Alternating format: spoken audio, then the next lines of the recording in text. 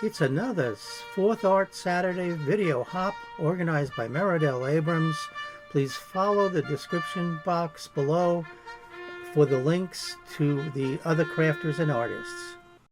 This month's theme is November Nature.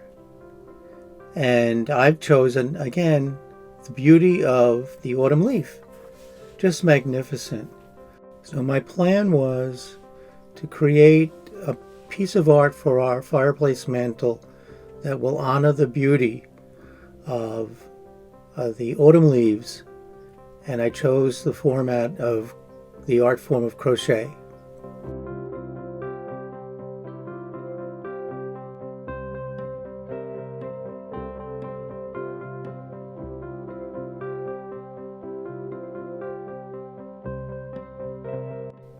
When I think of November nature, of course, I think of the cooling weather and the beautiful colors, the holidays, but the colors of the leaves and the amount of leaves is just brilliant and beautiful. So I decided to make my hop theme about, again, leaf. This will be my third leaf video if you've subscribed to my channel. And I thought I would try to make it out of fabric or fiber. So this was inspiration number one. Inspiration number two comes from a previous hop, a fish on a stick. My world famous fish on a stick. So what I decided to do was combine the two ideas and see if I could come up with a leaf on a stick. And I ended up choosing crochet. I so liked how my fish on a stick looked on the mantle that I decided to try this leaf on a stick. It would be perfect for this time of the year. So I started doing research online and came up with some individual leaf patterns. Not big projects, but single leaf motifs. And there are a lot out there. The leaves are just beautiful. Some are very difficult. And I'm looking for simplicity at this point in my life. I have my notes, so if you see me looking down, I'm looking at my notes. Some of the patterns were written in diagram form, which were fine. They're a little bit confusing to me. Some of them were written instructions. Now, you know, if you follow them, the art is in creating a good set of instructions. And I didn't find any that were clear enough to make it really an easy go of it. Then I came across a website called Crafteria, and that had a simple leaf pattern that I thought I could do. So I just dissected the pattern just from the video. There was no written directions and no diagram. I figured I could figure it out myself, and that's what most of my part 2 video will be about, is how we got from that video to the final product. So let's see where we're going with this. So after some planning and decision making, I chose this pattern, which listed itself as a placemat, which is just right what I wanted. I wanted something that would stand alone. And it's a fun pattern. I will go over in my next video exactly my thinking of how I put this together. This is obviously much too big to put on a stick. I would need a broomstick. But I want to run through the whole process with you. You can see, as most crochet projects start, this started with a circle and then developed outward with spokes, and the spokes provided the structure for the segments of the leaf. Well, now I wanted to reduce that, and all I did was change hooks. Hook size and whatnot are not important in this case because It's not a garment or anything. It doesn't have to be a specific size. So this happens to be a size 9 or an eye for an eye. So here is the first version. You can see it took a lot of experimenting. Then I found this nice yarn. This is, I believe it's that sugar and cream cotton. I love the colors. You can't. It doesn't do justice on the. Even with my ring light, doesn't do justice. And so that was that. This was regular weight, number 4 acrylic. Look at the size circle that this yarn and this hook produced compared to the originals. All the stitches are the same. The only thing that changed was the size of the yarn and the needle. The hook. This is a 00, whatever that means. Let's see how that turned out. This is my favorite, but wasn't the project. So it will be used, but it's not on a stick. It's still too big. Isn't that pretty? I love this one. And that's with this yarn. It's a variegated, I believe it's sugar and cream. If I think of it, if I can find the label, I'll add it. So there is this circle. So we went from here to here. Then I used regular, my Brooklyn, well, my Long Island accent is coming through. Regular crochet thread. And I used a size, oh my goodness, I can't even read the 1.5 millimeter. I can't see the size. 1.5. And that produced a circle this big. Same directions, same instructions. Every stitch is exactly the same. Now look at that. Now this produced another beautiful pattern. Let me move this one here. Look at this beautiful, beautiful pattern. My little fingers were busy. Look at how pretty. Now none of these are blocked yet, as yet. These I'll block with just hitting them with a steam iron. Okay. So this could and may wind up against my white shirt. The reason I wear this collection of white pullover collared shirts is so you can't tell whether it's an old video or a new video. You see me in the same shirt. Unfortunately, you'll see me with less hair as we go along. So anyway, this is how whatever this was, what did I say, 1.4 millimeter and crochet cotton worked the pattern. Lastly, I found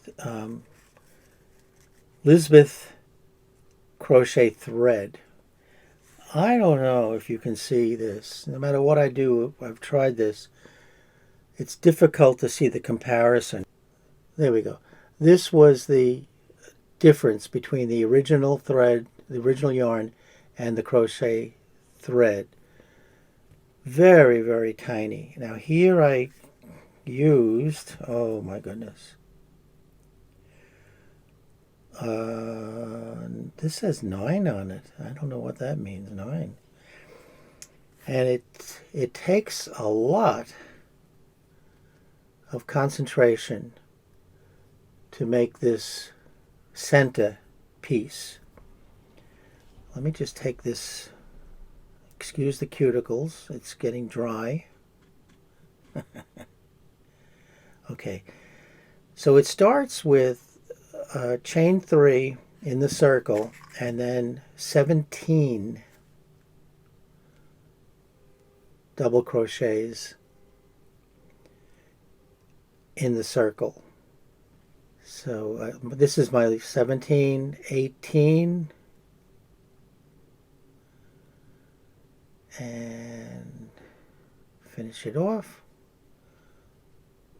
And this is how all of these, I don't have Mr. Magoo glasses on, all of these patterns, all of these projects turned out. And then you, like most of the time, attach to the first chain three with a slip stitch. Oops. Now this is the new circle. Same pattern, different yarn, different thread, and different hook. Isn't this pretty? And it's delicate. It may not seem it, but I do like working tiny like this. I don't know why. Sometimes I think it hides the errors, but not really, because the errors get you into very big rabbit holes. So here again, here's the next to the smallest and the smallest.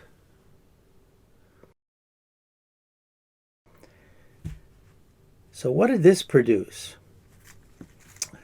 This produced the pièce de résistance. Oh, look at this. My goodness. I was so happy with the way it turned out.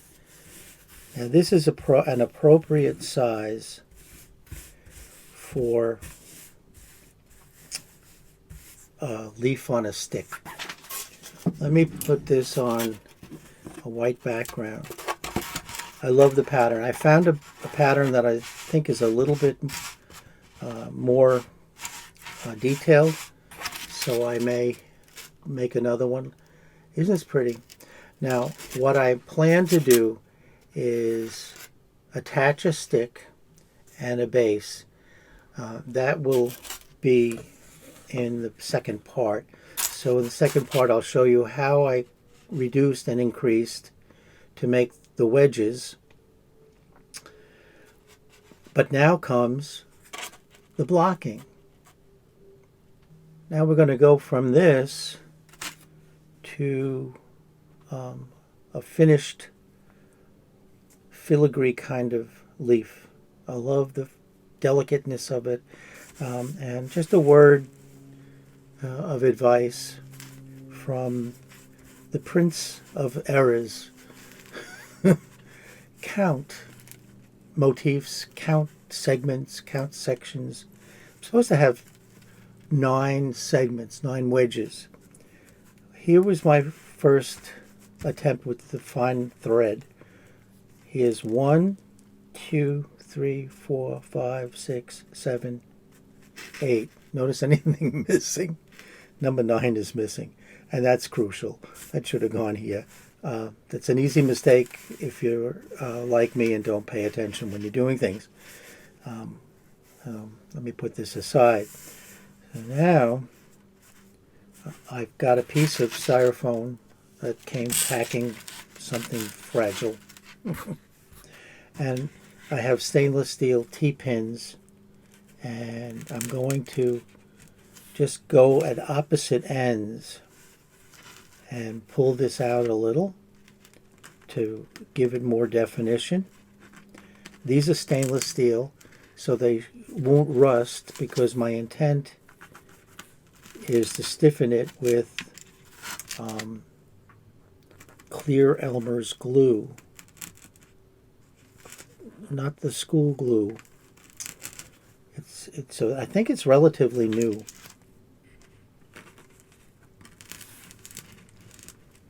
Now what I'm doing is adjusting the stretch as I go along, so I want to highlight all the edges and where the leaf changes pattern. Something's hidden under here. I don't know if you can see that. There we go. So there are the points. Now I want to get these pieces. And look at how proper, I don't know if it's proper or not, how blocking changes the detail. They're pretty. Okay, and where's the other? Oh, here's one.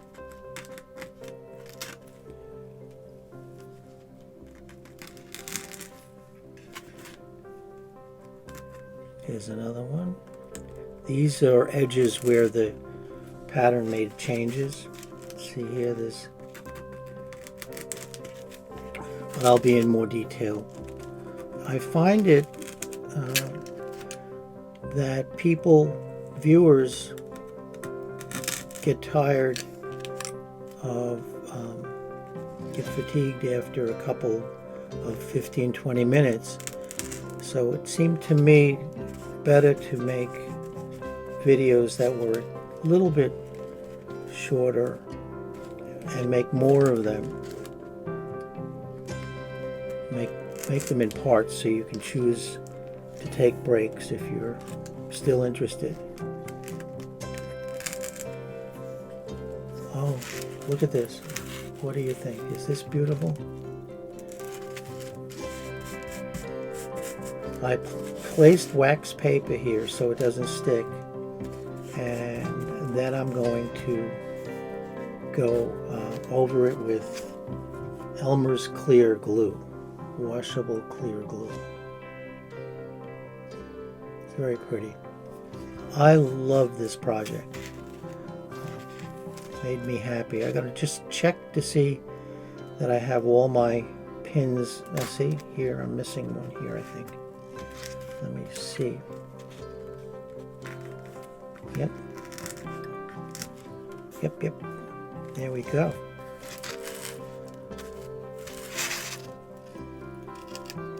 Leaf on a Stick, Part 1.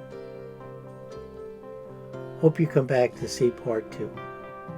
Thank you for viewing this video, and I hope you get a chance to view all the other crafters in this and artists in this video hop. Everyone is so talented. I appreciate your support. Please subscribe if you haven't been and you like this sort of thing. Please share. Please give a thumbs up. And as always, stay safe, stay healthy, stay smart, and bye for now.